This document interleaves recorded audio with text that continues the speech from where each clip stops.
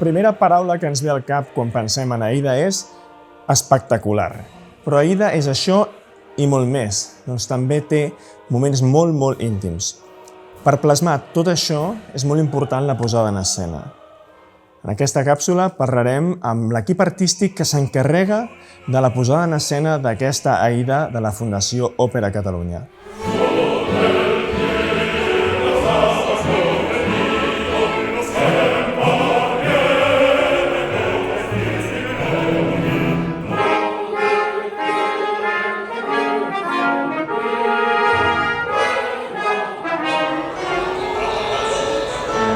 Aviam, aquesta posada en escena d'Aida es planteja difícil. Difícil per què? Perquè, clar, fer una Aida en pandèmia és un repte. És una gran Aida, però amb el hàndicap de el que serien els aforaments, que la gent mira per altres temes, que són botigues o espais. Amb l'escenari també hem de mirar aquesta cosa.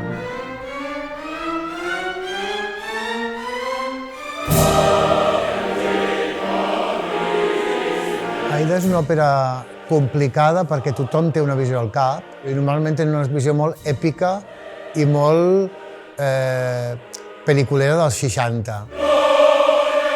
En canvi, tot i que pot començar una mica així, de cop i volta comencen a haver moltes accions de traïcions, de rivalitats i d'enveges que fan que hi hagi moltes escenes que tenen molta mobilitat que el públic no esperarà.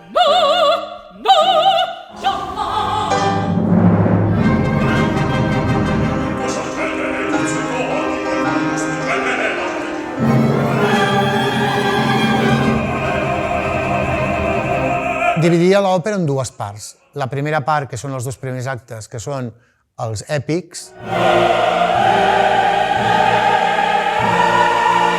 i la segona part, que és el tercer i el quart acte, que és la tenebra on es troben furtivament Aida i Radamés, i a més hi ha el pare pel mig que s'hi fot per crear un complot.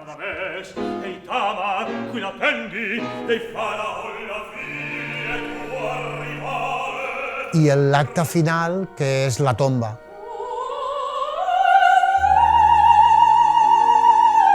Per ser una òpera tan faraònica, comença i acaba amb dos moments molt íntims, amb una mort dels dos protagonistes amb quasi bé so inaudible. Aleshores, l'aposta ha sigut la llum.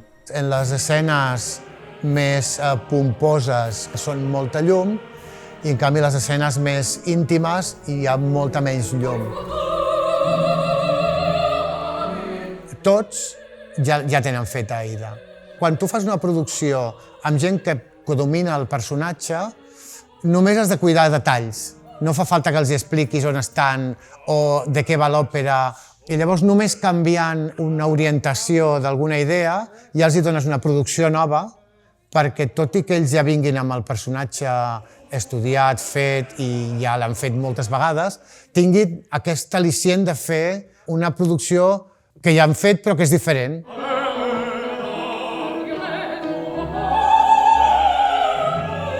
El muntatge en si no és gens un muntatge clàssic a l'ús. És un Egipte figurat que recorda Egipte. La producció d'Aida comporta moltes dificultats pel gran nombre de participants, sobretot del cor. Aquesta producció serem 64 del cor, més els 7 solistes, tots a dalt de l'escenari. I clar, és un escenari que té les limitacions que té.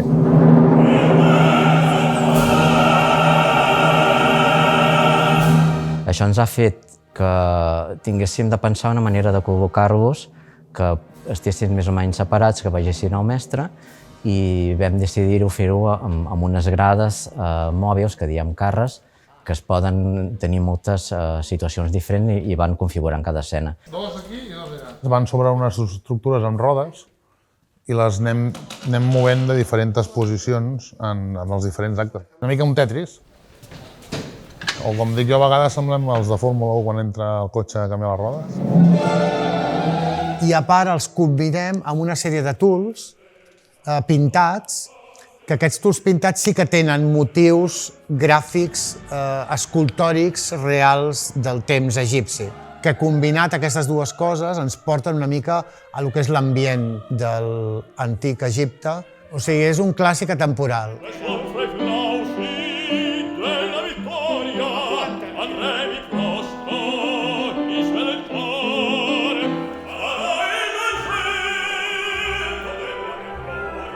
Hem treballat moltíssim, jo crec que hem treballat molt bé.